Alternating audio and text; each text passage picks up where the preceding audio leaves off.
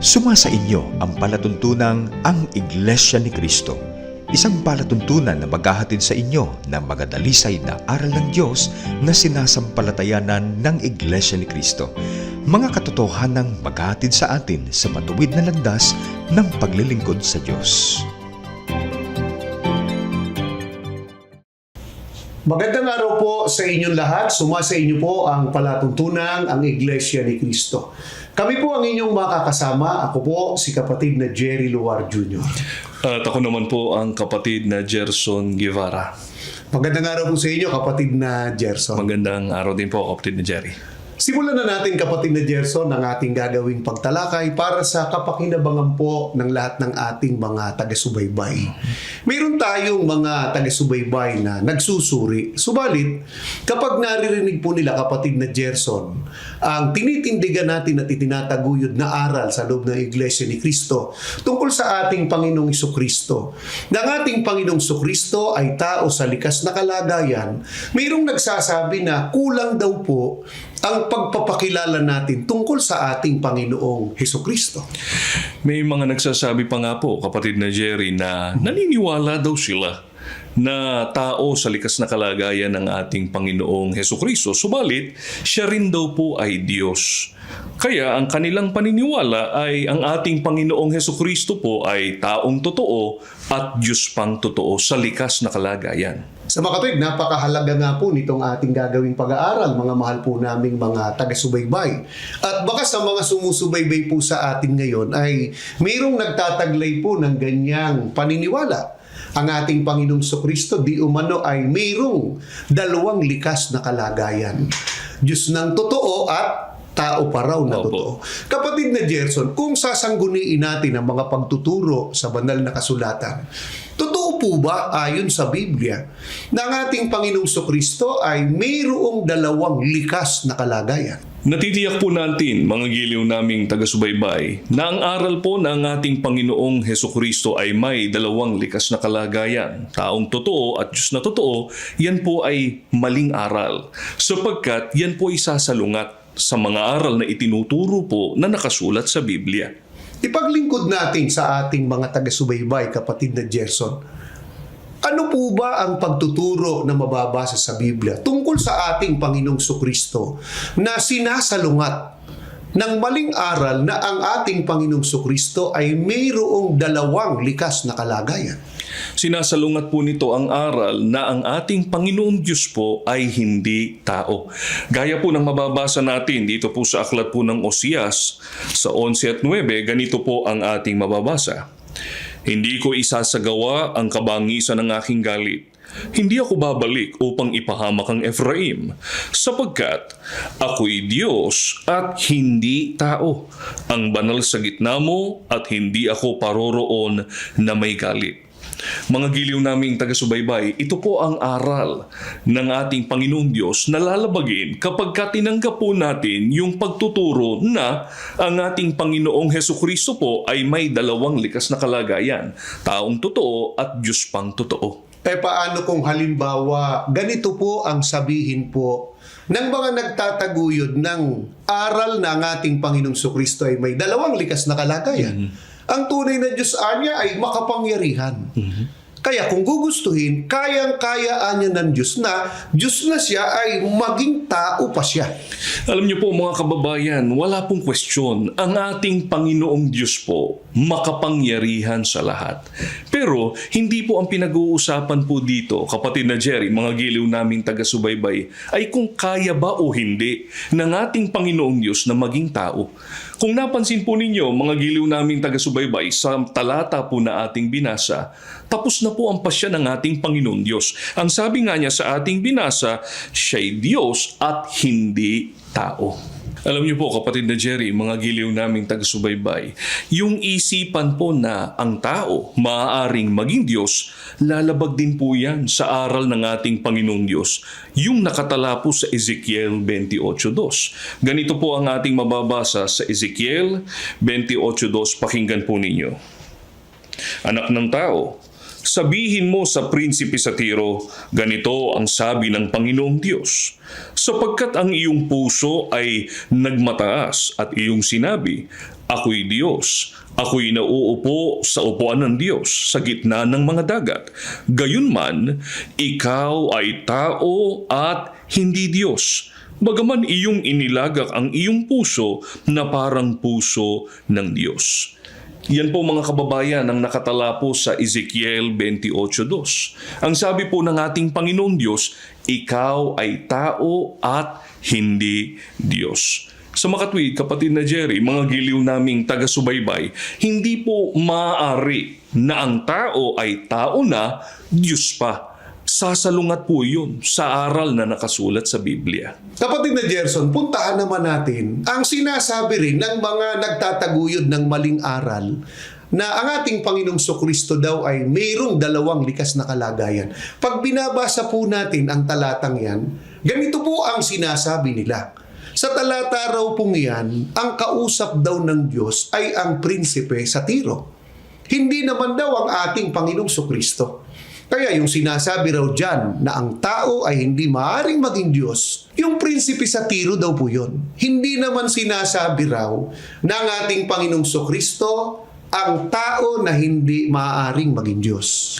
Una po sa lahat mga kababayan, hindi natin sinasalungat yung nakasulat po sa Biblia na talagang ang kausap po dito ng ating Panginoong Diyos ay ang prinsipe sa Tiro. Subalit, dapat na maunawaan po nating lahat na ang dahilan kaya hindi po maaaring maging Diyos ang prinsipe sa Tiro ay dahil sa prinsipe siya sa Tiro. Kung napansin po ninyo sa talata na ating binasa, ang sabi nga ng ating Panginoong Diyos, ikaw ay tao at hindi Diyos. Sa makatwid, mga kababayan, kaya hindi po maaaring maging Diyos ang prinsipe sa Tiro ay sapagkat siya ay tao. Hindi naman po kasi sinabi na ikaw ay prinsipe sa Tiro at hindi Diyos. Ay paano yung sinasabi po nila nga dyan na wala naman daw dyan sinasabing hindi maaaring maging Diyos ang ating Panginoong Kristo. Kaya hindi raw yan magagamit na batayan sa pagtuturo ng ating Panginoong Kristo ay walang dalawang likas na kalagayan. Tandaan po natin mga kababayan, ang dahilan kung kaya't hindi maaaring maging Diyos ang prinsipe sa Tiro ay ang kanyang pagiging tao. Kaya kung mapatutunayan po natin, kapatid na Jerry, na ang ating Panginoong Hesukristo ay tao sa likas na kalagayan, natitiyak din po natin, mga giliw naming taga-subaybay, na hindi po Diyos ang ating Panginoong Hesukristo. Ipaglingkod natin sa ating mga taga-subaybay, kapatid na Gerson, alinsunod sa pagtuturo ng banal na kasulatan. Ano ang likas na kalagayan po ng ating Panginoong Kristo? Ang likas na kalagayan po ng ating Panginoong Hesukristo ay tao. Ayon na rin po mismo sa Kanya. Yan po mapatutunayan natin dito po sa nakasulat sa aklat ng Juan sa 8:40. Pakinggan po ninyo. Ngunit pinagsisikapan ninyong patayin ako na isang taong nagsabi sa inyo ng katotohanang narinig ko sa Diyos. Mga giliw po naming taga-subaybay, ang nagsasalita po rito walang iba kundi ang ating Panginoong Hesukristo. At ayon po mismo sa Kanya, kapatid na Jerry, ang ating Panginoong Hesukristo ay tao sa likas na kalagayan. Sana napansin po ninyo mga mahal naming mga taga-subaybay ang isinasaysay ng ating Panginoong Kristo. Tatandaan po natin, katotohanan po. Di ba kapatid na Gerson? Opo. At ang isang katotohanan po na itinuturo ng ating Panginoong Hesukristo ay tao siya sa likas na kalagayan. At sana napansin din po ninyo mga mahal naming taga-subaybay, kapag ipinilit po nung mga nagsasabing dalawa likas na kalagayan ng Panginoong Kristo, siya ay tao at Diyos pa, ililitaw po dyan, mayroong isang Diyos na nagsasalita ng katotohanan na narinig ng isa pang Diyos. At lilitaw po niyan, kapatid na Jerry, na dalawa na po ang Diyos. At alam po natin, labag po yan sa nakasulat sa Biblia. Ngayon ay puntahan naman natin, kapatid na Gerson, yung ipinipilit at ginagamit na talata mula sa Biblia ng mga nagtataguyod ng maling aral ng ating Panginoong Kristo ay mayroon daw dalawang likas na kalagayan. Diyan daw sa unang Korinto 15:47 sa Magandang Balita Biblia, may tinutukoy daw dyan na ikalawang Adan. Ikalawang Adan ay tagalangit at ang tinutukoy daw ay ang ating Panginoong Sukristo. At dahil daw ang ating Panginoong Sukristo ay tagalangit, hindi raw ba nangangahulugan yun at nagpapatunay na Diyos daw ang likas na kalagayan ng ating Panginoong Sukristo? Una po sa lahat mga kababayan, hindi natin tinututulan na ang ating Panginoong Hesukristo po ang tinutukoy na ikalawang Adan. At lalong hindi po natin tinututulan na ang ating Panginoong Hesukristo po ay tagalangit. Subalit, tinututulan po natin yung kanilang maling paliwanag na dahil sa tagalangit ang ating Panginoong Hesukristo, siya ay Diyos na sa likas na kalagayan. Ipaglingkod natin sa ating mga taga-subaybay, kapatid na Gerson. Ano po ang katunayan na hindi dahil sa tagalangit ang ating Panginoong Sukristo ay Diyos na siya sa likas na kalagayan? Basahin po natin mga kababayan ang nakatala sa talata pong ginagamit nila. Unang Korinto 15:47, subalit sa salin pong New Filipino Version, ganito po ang ating mababasa. Pakinggan po ninyo. Ang unang tao ay mula sa lupa. Ang ikalawang tao ay buhat sa langit. Maliwanag po mga giliw naming taga-subaybay. Ayon po sa ating binasa, ang ikalawang tao ay buhat sa langit. At gaya po ng ating alam, ang tinutukoy na ikalawang tao ay ang ating Panginoong Hesukristo. Kaya maliwanag po, tao sa likas na kalagayan ang ating Panginoong Hesukristo. Bakit po kaya binanggit po dyan na ang ating Panginoong Sukristo ay mula ugaling po sa langit? Ganito po ang mababasa natin mga giliw naming taga-subaybay, nakatala po sa Juan 8:42. Ganito po ang pagpapaliwanag sa atin ng mga banal na kasulatan. Pakinggan po ninyo. Sinabi sa kanila ni Jesus, "Kung ang Diyos ang inyong Ama ay inyong iibigin ako, sapagkat ako'y nagmula at nanggaling sa Diyos, sapagkat hindi ako naparito sa aking sarili, kundi sinugo niya ako."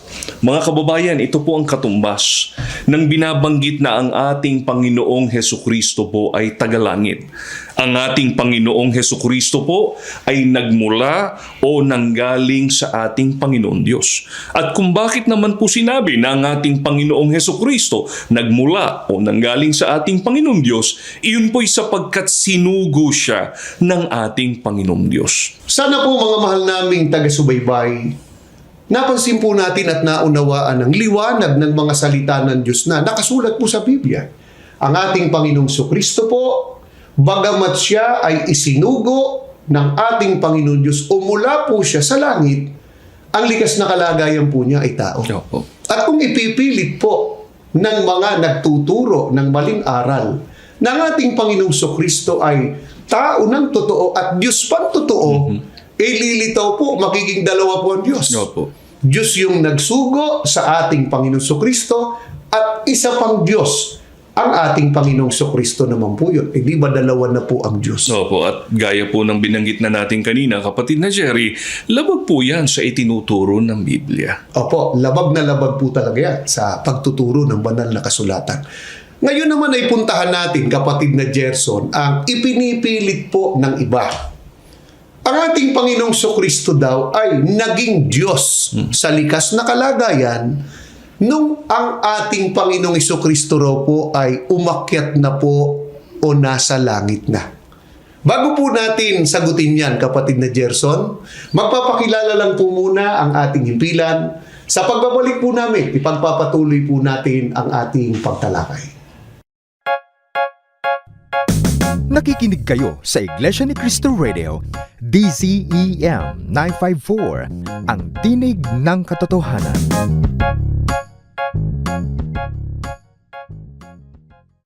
Nagbabalik po ang palatuntunang ang Iglesia ni Cristo. Muli po, magandang araw po sa inyo pong lahat. Kami pa rin po ang inyong makakasama.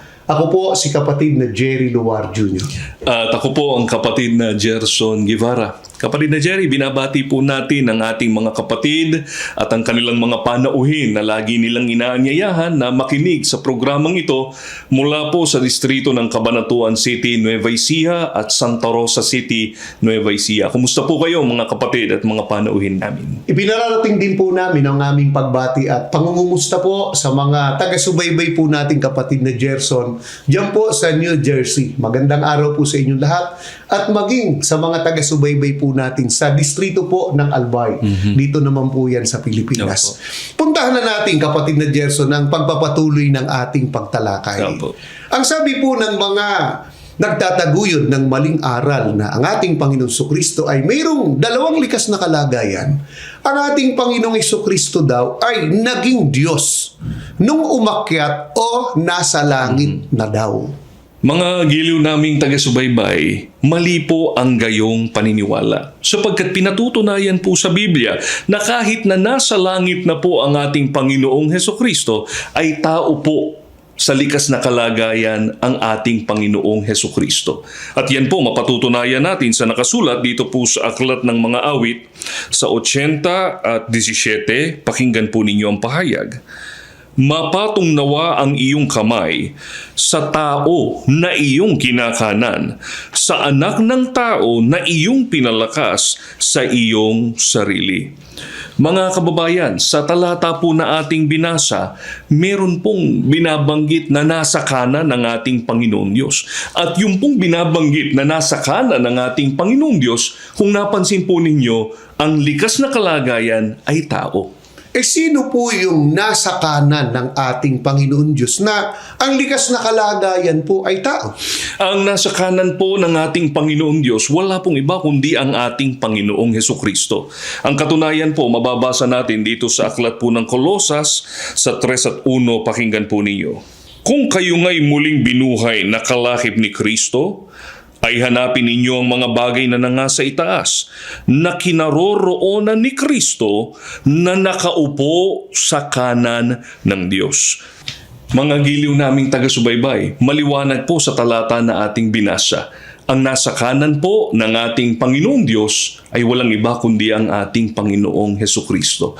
At kung matatandaan po natin sa talatang binasa natin kanina, ang likas na kalagayan po ng nasa kanan ng ating Panginoong Diyos ay tao. Kaya napatutunayan natin, kapatid na Jerry, ang ating Panginoong Hesukristo po, kahit nasa langit na, tao sa likas na kalagayan. Siguro ay upang lalo pang makinabang kapatid na Gerson ng ating mga taga-subaybay. Dagdagan pa natin yung mga patutuong yan. Ano pa ang patotoo na mababasa po sa Biblia? Na bagamat ang ating Panginoong Jesucristo ay nasa langit na po, nananatiling tao ang likas na kalagayan po at hindi po siya Diyos sa likas na kalagayan. Mga kababayan, pakinggan naman po ninyo ang patotoo sa atin ng apostol na si Pablo, nakatala po sa Gawa 17 at 31, ganito pong pahayag.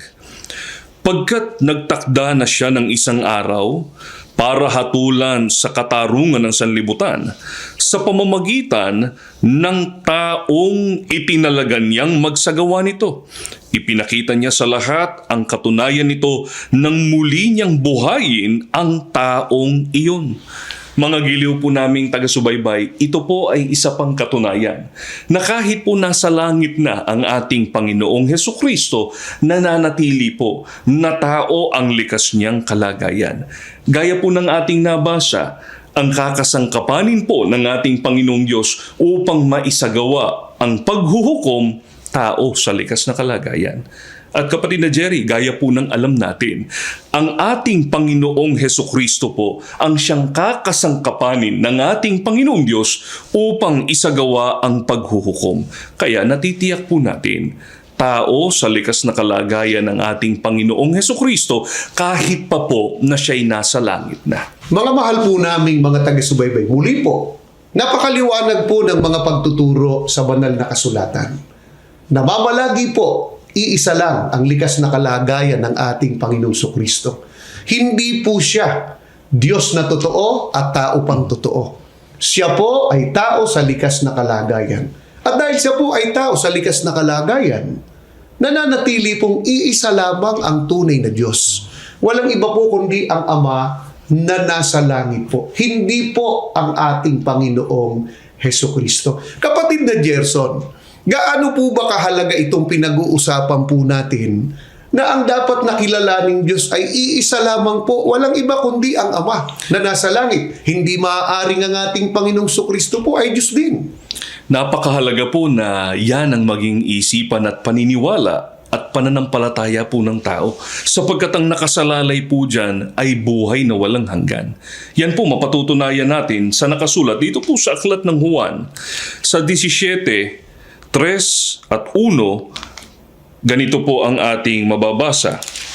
At ito ang buhay na walang hanggan, na ikaw ay makilala nila na iisang Diyos na tunay at siyang iyong sinugo sa makatwid bagay si Hesukristo. Ang mga bagay na ito ay sinalita ni Jesus, at sa pagtingala ng kanyang mga mata sa langit ay sinabi niya, Ama, dumating na ang oras.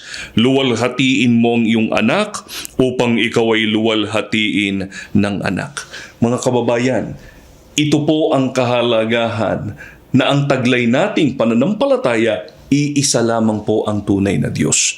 Ang sabi po ng ating Panginoong Hesukristo, ito ang buhay na walang hanggan, na ikaw ay makilala nila na iisang Diyos na tunay. Walang iba po yun kundi ang Ama na nasa langit po, ang iisang tunay na Diyos. Diyan po namin kayo inaakay na ang kilalanin pong Diyos ay ang tunay na Diyos. Walang iba po kundi ang Ama na nasa langit. Pagkayan po ang ating paniniwala, ang ating pananampalataya, nakatitiyak po tayong lahat, magtatamo tayo ng buhay na walang hanggan. Sana po ay pagpatuloy pa po ninyo ang inyong pagsusuri, at kami po ay nagpapasalamat sa ginawa po ninyong pagsubaybay. Nakatulong nawa po ang palatuntunang ito ang Iglesia ni Cristo.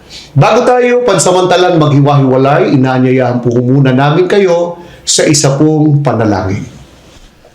Panginoon na aming Diyos, maraming salamat po sa iyo, Ama, sa liwanag ng iyong mga katotohanan na ipinaglingkod po namin sa pagkakataong ito. Amen. Ikaw lamang ang iisang tunay na Diyos Opo. na dapat sampalatayanan po at sambahin. Amen. Nakaugnay po sa pagsampalataya sa iyo na ikaw lamang ang iisang tunay na Diyos. Opo. Ang pangako mo pong kaligtasan ng aming kaluluwa Opo. pagdating ng araw ng paghukom. Amen. Maawa ka po, maging ang aming mga taga-subaybay, Opo. makasama namin sa ganitong tunay na pagkilala Opo. at pagsamba po sa iyo. Amen. Panginoong Hesukristo, lumalapit din po kami sa iyo. Kaawaan mo po kami. Opo. Ipamagitan mo po kami sa ating Ama. Amen. Ama, sa muling paglapit po namin sa iyo, nagtitiwala po kami. Opo. Hindi mo po pababayaan ang aming mga panauhin Opo. at ang iyong banal na iglesia. Amen. Higit sa aming iingatan mo pong ligtas Opo. sa anumang karamdaman at kapahamakan. Opo. Ang aming tagapamahalang pangkalahatan sa Opo. iglesia,